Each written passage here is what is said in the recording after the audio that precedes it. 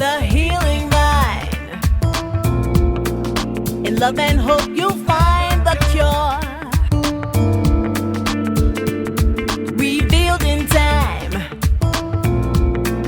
The lesson love will be for sure. While we're on this journey through many of its struggles and strife. Well, hello, good people. Welcome to the Healing Vine podcast. I'm your host, Stephanie Hancock.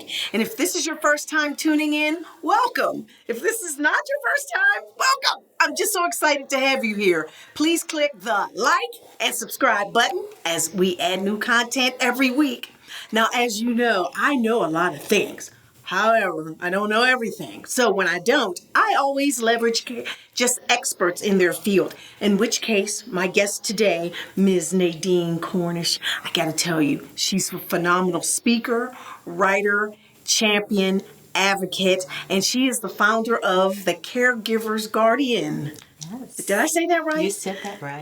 I'm really proud of myself because sometimes I muck these things up. So I'm just so happy to have you here today because it's keeping with the scripture verse that I have for today, which is really great. It says in Ephesians chapter 6, verse 2, honor your father and mother, which is the first commandment with a promise, that it may be well with you and that you may live long on the earth. We're talking about our parents, our seniors, our elders. And I know that's your specialty. Yes. For the last 13 years, I've had the honor of supporting family caregivers across the country. But prior to that, I spent 15 years taking care of my mother, which laid the groundwork for the work that I get to do every single day now. Now, while you're talking about your mom, who was a beautiful woman, by the way, and I remember meeting her, and how did you take what you learned in your experience with your mom, and how did you realize that this was something that needed to be translated for everybody to have? So, Stephanie, the complexity of my mother's journey and her illness says, the multitude of illnesses, the difficulties and the challenges with diagnosis, prognosis, and actually being able to care for her was really the catalyst for my coming to understand and recognizing that this journey was not just about me and my mama. Mm-hmm. This journey was actually the groundwork for what God ultimately had as purpose for me in my life. Mm-hmm. Yeah. It's interesting how that works because a lot of times when things are really tough and hard, you think, God, how am I going to get through this? Why is this happening to me? That God births something in you that not only transcends your life, but everyone's. I mean, it can benefit everyone. Absolutely. So when you were going through this time with your mom, was there a lot of support and help for you during that time? So I always say that I was especially blessed because my background was in public health. So I knew how to navigate the system. But I didn't know when I began that within the system, the default was no. So whatever it is that you go to do, whatever it is that you apply for, be ready for the no. And I came to understand that really quickly, and I came to understand that appeal, the word appeal in the action of appealing a decision that was not in my mother's best interest was my obligation as her advocate, as her primary caregiver, to see to it that we overrode, found a way to override that no and get what it was that we needed for her. And so that was a skill set that I developed, and I became so good at it because I completely understood. And there was one thing after another that my mother was constantly dealing with that constantly put me in a position where I had to request and then advocate for. Because based on the insurance that she had, there just was not an overwhelming open door for her to get what she needed. Mm-hmm. And so that was probably one of the most important things that I came to understand.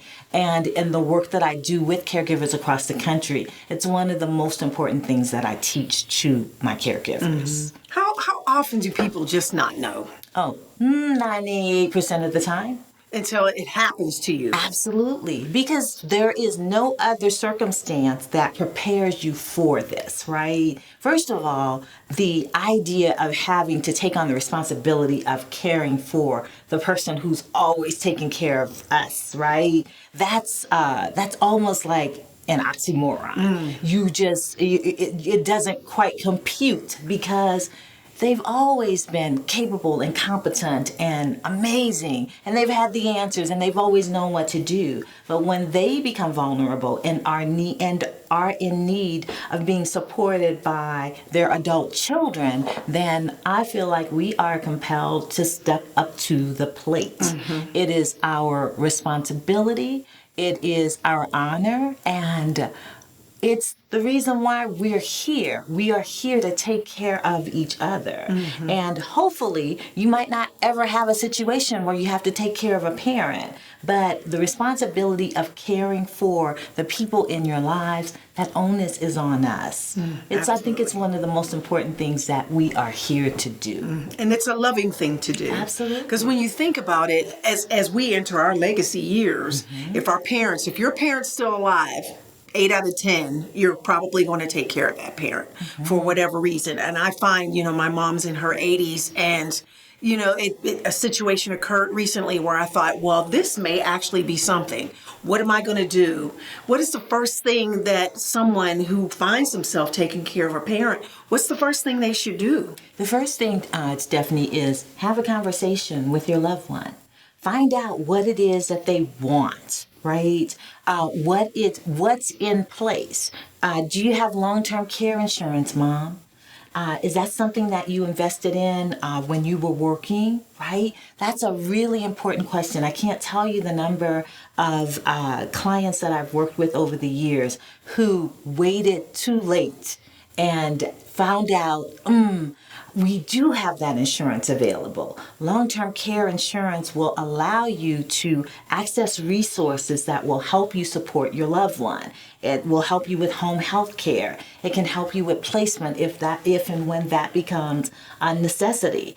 That issue alone, and we could do a whole nother show on the cost of caring, right?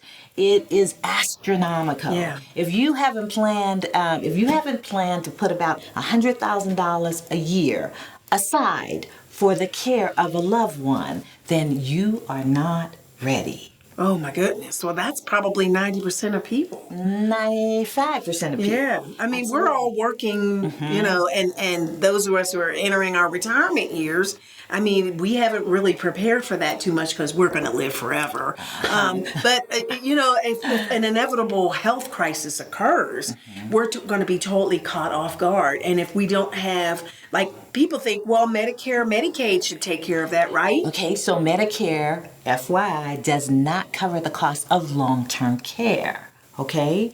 What Medicare will cover is 6 weeks of rehabilitation at a long-term care facility or a skilled care facility. That's what Medicare is going to cover. That's 6 weeks. That's it. Oh my. Okay, Medicaid will cover the cost of long-term care, but you have to be financially eligible for Medicare. And not just financially eligible, you have to have a minimum of what's called 2 ADLs, activities to deficits of ADLs, activities of daily living. So you are assessed, and if you are able-bodied and capable, then you can't qualify for it. You have to have 2 deficits. And so activities of daily living includes the ability to take care of yourself, the basic things that we take for granted.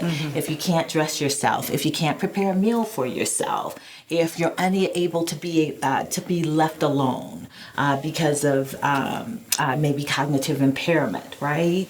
And so you have to have those deficits to even qualify for Medicaid once you meet the financial criteria. And so it is an out-of-pocket expense to provide care for a loved one. A facility is $100,000 a year at this stage of the game. We're at 2022, and in a facility that you would want your loved one to be in, the cost is on average, and that's a national average, of about $100,000 a year. And most people don't make $100,000 a year actively working. Exactly. So that's a conversation that family members need to have amongst themselves. Oh, without a doubt. And while mom or dad or myself included, I mean, okay, I'm lucid. I know what's going on right now, but I know a friend who had a stroke. She's 62 years old.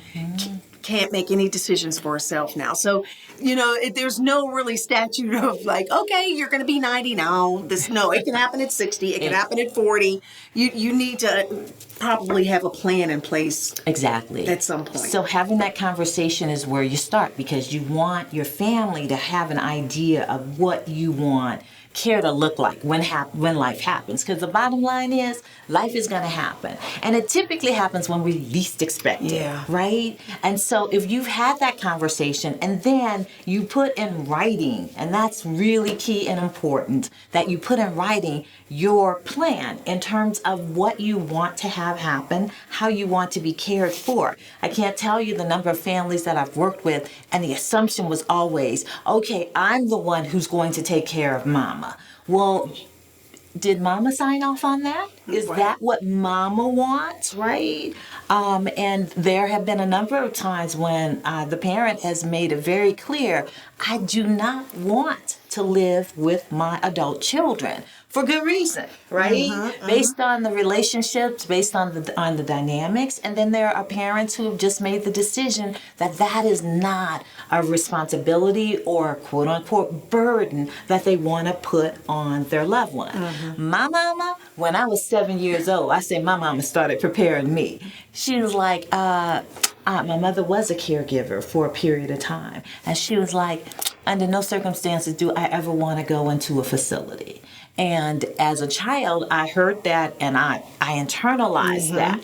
As an adult woman, I came to understand that, oh, that's a commitment that I've made. But I also realized that there came a time within her care where I was no longer able to provide the care that I had committed to providing for her.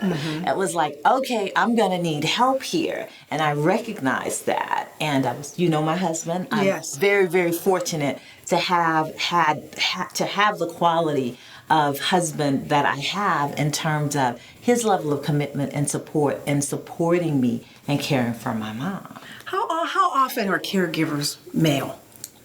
40% of the time. 40% of all caregivers, and in this country now, we've got 60 million caregivers in the U.S. 40% of those 60 million are male caregivers. Wow. Yes, and most people don't know that. They don't know that because men caregive on the down low. They do not talk about it. They do not put themselves out there. And as a result, the picture and the face of caregiving is always a woman. But 40% of caregivers in this country are men. Men taking care of their spouses, men taking care of their parents, and men taking care of siblings and other loved ones and their families. Yeah. That is amazing. Yeah, but they don't talk about it. It's interesting, and it kind of goes into how men are about a lot of things. If it's not sports, those delicate things. I mean, but it's a huge issue because we're going to need someone to care for us. And I just think about that conversation. You said something about that earlier, that it is a hard conversation that people really don't want to have because they don't want to think about it. Yes. The fact that dying, we will die. Oh, yes, we will. And if the Lord tarries, we will get old. And, it's fortunate for me and that my grandmother, who was 83, totally blind, had diabetes and at the end breast cancer. She lived in her own apartment until she left. Okay. But what happened was my mom and her 3 sisters banded together because my grandmother was like your mom. I'm not going to no facility. But she didn't want to stay at anyone's home. She wanted to be in her own place.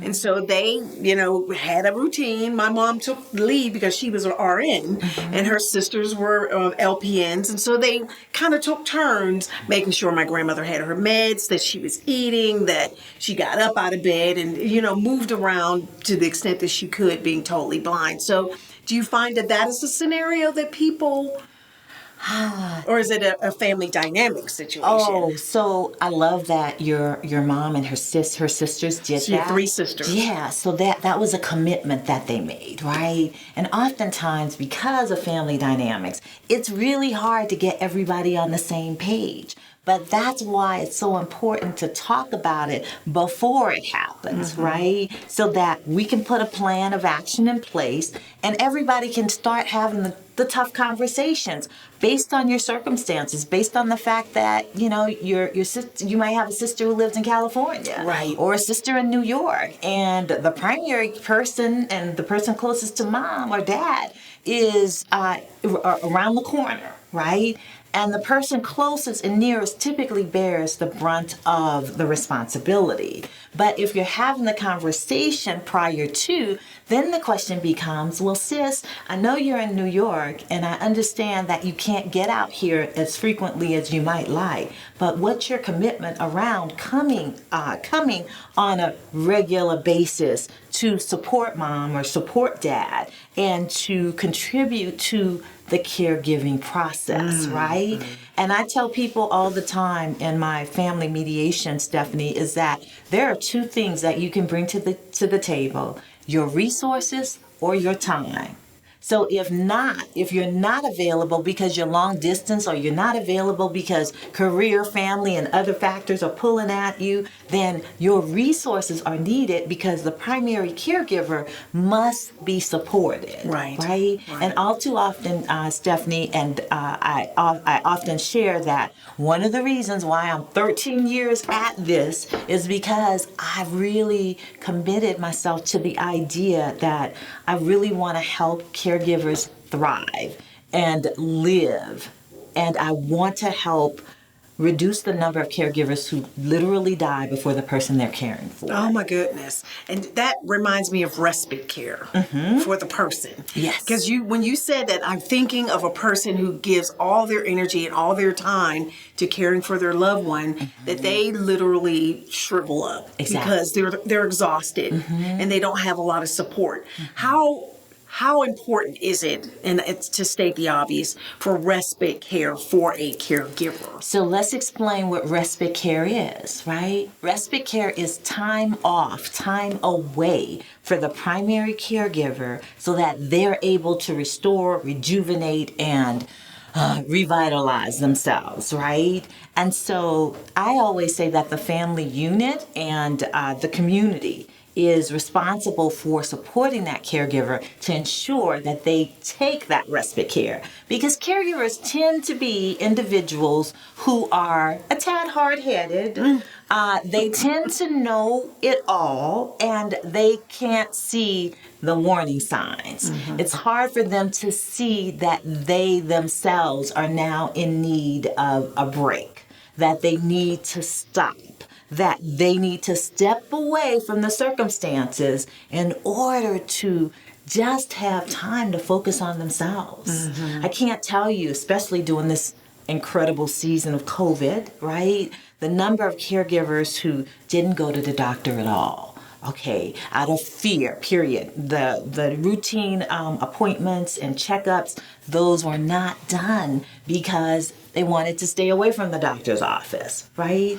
And a lot of people are putting themselves in peril because they are not taking care of themselves. They're not making themselves a priority. And it's essential. It is non-negotiable. Your own self-care and the hypocrisy of taking care of somebody else when you're not taking care of yourself. Making sure your loved one gets to the doctor. Making sure they're eating. Making sure that they're taking their medication. That they are doing as well as they can under the circumstances. And you, on the other hand, are totally neglecting your self-care. And that's cuckoo, actually. That's kind of cuckoo. So, and I think some people have this guilt, maybe have something to do with it. Nobody knows mom like me. I'm the only one that can do it. And that's a dangerous place to be in. Absolutely. That's what I call part of the super caregiver mentality, right? That I'm the super caregiver. I'm the only one who can. Yes, you're the only one who can do what you do like you do. But there are many, many more people that can participate in the process and do things the way that they do. And your mom's going to be A-okay with that. Yeah. Right? Yeah. Yeah. Yeah. I've seen arguments ensue. Oh, yeah. Over, well, that's not how I do it for mom. Well, this is how I do it for mom. Exactly. I think it'll be okay. No. And it's just a whole, and I think there's some emotional things that may be tied into that. The reason why we have those kind of conflicts when we're dealing with care. Yes. Because you think, oh, this is the person who showed me how to do all the things, who may be the person I am. And now suddenly I'm looking at them in a way that I've never seen them before. And it's a little bit scary. It is. My mom was sick recently, and I've never seen her like that before. And it was frightening, even though in my mind, I knew, that she could get ill, especially with all this going on. And when she got ill, it was kind of scary, and I didn't know how to handle it. What do you think is the best way for someone who finds themselves moving into that realm? I mean, they're not prepared. We never are. But if it just, boom, it's there. What's the first thing somebody should do? Even if they haven't made any plans. Say they're like me, who should make a plan. But you will make a plan. I'm going to do it today. Absolutely. The first thing is the recognition of our mortality, right? We are born to die. And nobody's getting out of here alive, right? It's really, I think, a practical reckoning that we each need to have within ourselves. We love our parents. We love the people who we love. But everybody's got an expiration date, and none of us knows what that date is. Right. If we're fortunate enough to have our parents, my dad is going to be 92 very soon, right? And I know that any day I can get a call. Any day that, he's gone on to glory. He has transitioned. He is no longer on this plane. And I have an inner peace with that, knowing that that's inevitable, okay? On the other hand, he might become the first centurion that I know. He may very well make it to 100 because it's always been a goal of his. But as I see what's happening with him physically now, and there is absolutely a decline that's happening. So within myself, and it's what I share with my caregivers, let's talk about the reality of where things are at this point. And how are you? Where is your peace around your loved one's mortality? Where is your peace around your own mortality?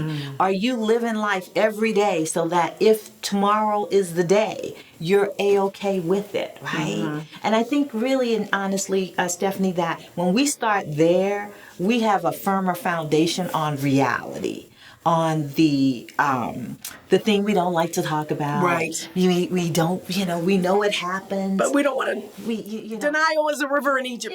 Yes, it is, right? But it is inescapable. Yeah. None of us are getting out of here alive. Right. So we start there, and then we assess. Okay, what's the circumstances? What are we dealing with? Has Dad gotten a diagnosis of Alzheimer's or Parkinson's disease? Right.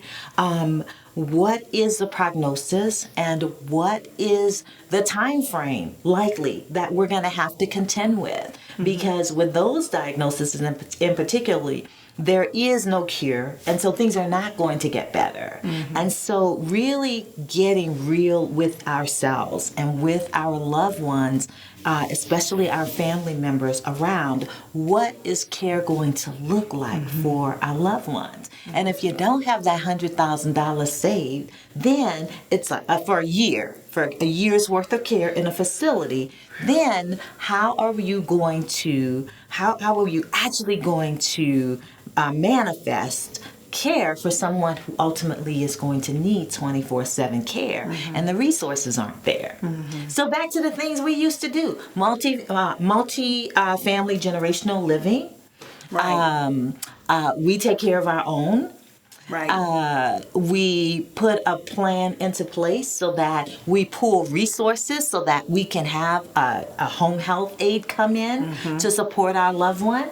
Because again, if you haven't planned, if you don't have long-term care insurance in place, then this is going to be an out-of-pocket expense, and the family will have to bear that expense if your loved one doesn't have the resources to do so for themselves. And most likely, most of us don't. And so, from what I understand, what you're saying is to have a conversation, first of all, and say, this is in the inevitable conclusion that this may be any of our scenarios. Let's talk about what we're going to do, where it's going to happen, who's going to take responsibility as a primary and secondary, and what finances can we all contribute to make that happen, depending on the type of condition it is. It could be just, I don't know, dementia, which happens with a lot of seniors. But if they're able to live at home, how are we going to support them financially so that they can continue to do that, so we won't wear ourselves out? Because I think that's the most loving thing we can do. Oh, right? Absolutely. The most loving thing that we do is that we begin planning early on for ourselves, for our own care, right? That's, I think, the most loving thing, that we put resources in place, we strategize, we plan. We have assets that can be used, that can be liquidated for our care, right? So that financial burden doesn't fall on our adult children or anyone else for that matter. But when we don't do that, then it becomes the burden and the responsibility of those who love and care for us most, right? Yeah. And so that conversation. And in every family, there are some who have done really well, and then there are some who can contribute other facets to the table, right?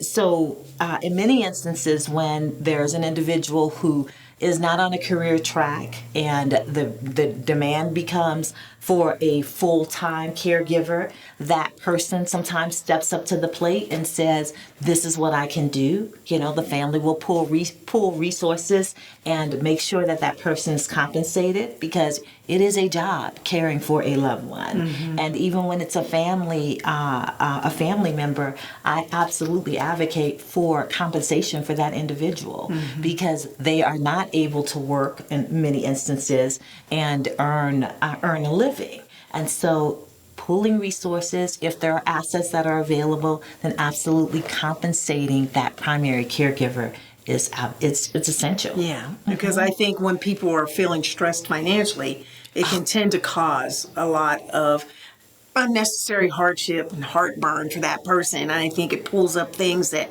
you wouldn't otherwise normally do.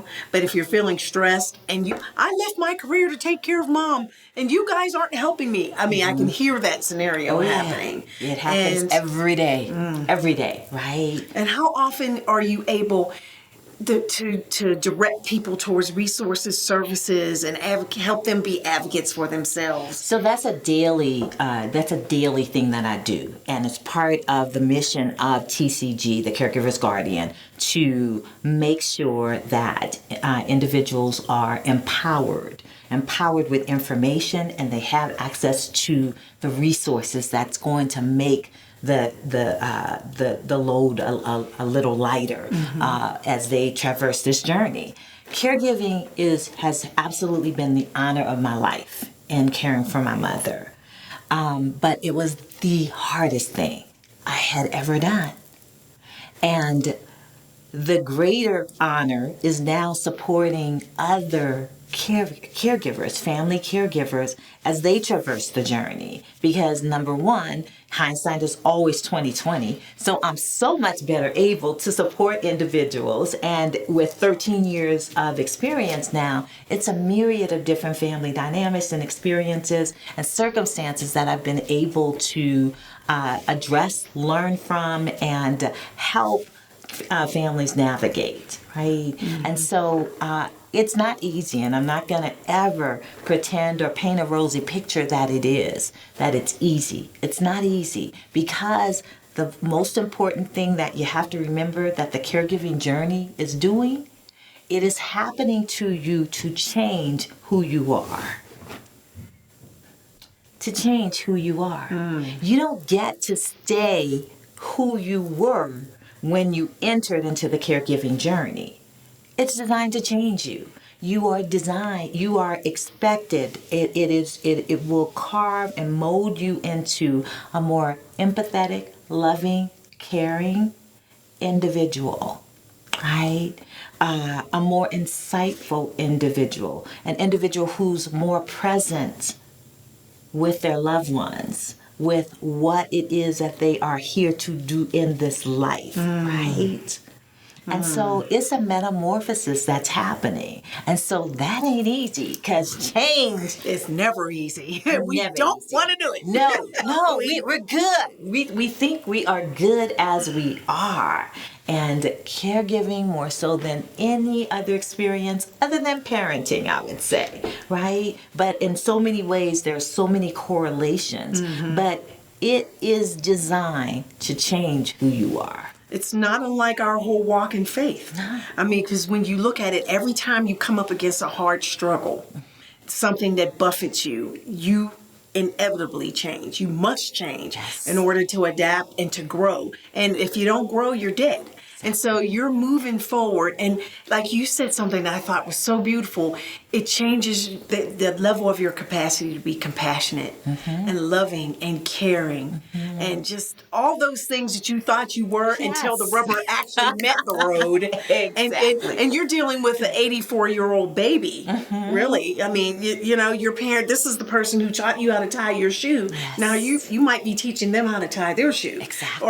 Or eat dinner, eat mommy, eat the pudding, mom, Yes. just take your meds. I don't want to, I'm grown. You know, I mean, you're dealing with, and that's an odd kind of dynamic to be in, to tell your 80-something-year-old parent, it's time to take your medicine, mommy or daddy, you know. Yes, right? But we get to rise to the occasion, right? People always say, oh, I don't know, I could never do that, right? None of us believe that we can do that until we have to do whatever that is, right? And it is absolutely the cycle of life. It is absolutely a role reversal that happens, particularly when we're talking about caring for our parents. We have the honor of being able to give to our parents what they gave to us. Yeah. And for those who say, well, I didn't get what I needed or what I should have gotten from my parent, it is your opportunity to model the love, the care that you didn't get. Right? You get to do that for a parent who may not have been able to do it for you. And who knows what God may have designed in that thing that could pull that love out, that maybe that parent, because, you know, parents were 20. Yeah. They were 20. And the people you knew when you were born were, you know, could have been in a whole nother place. But God could design that thing to just show you the love and maybe the nurturing that they need that maybe they didn't get. And we're quick to judge sometimes because we only see it from our side. Right. But when we're experiencing something, then that really shows our character and it shows our capacity that God's love is on the inside of us so that we can share out. Absolutely. If someone wants to learn more about what you do and how they can contact you and maybe take a class or have a consultation with you, how would they do that? Absolutely. So you can reach out to me via my website or via phone. The website is tcgcares.com. And my number is 303-394-1963. Also, I want to share that every Monday for the last 19 months now, we have been conducting Calling All Caregivers calls. And so caregivers from around the country, they join us for 1 hour of support. We cover a myriad of topics, and we are just so excited because literally caregivers from all over the country show up and they share, and we support them and make sure that the caregiver is thriving, that the caregiver is okay, because it's so very, very important. This is the most challenging thing that you might say yes to. And in some instances, there are people who find themselves in this experience, and they said, I didn't even sign up for this. Right. This just happened. And so we want to make sure that they are supported. So that's one thing that we offer to caregivers every Monday. 12 noon Mountain Standard Time. That is amazing. I think that's such an thing to know that as a caregiver, you're not by yourself.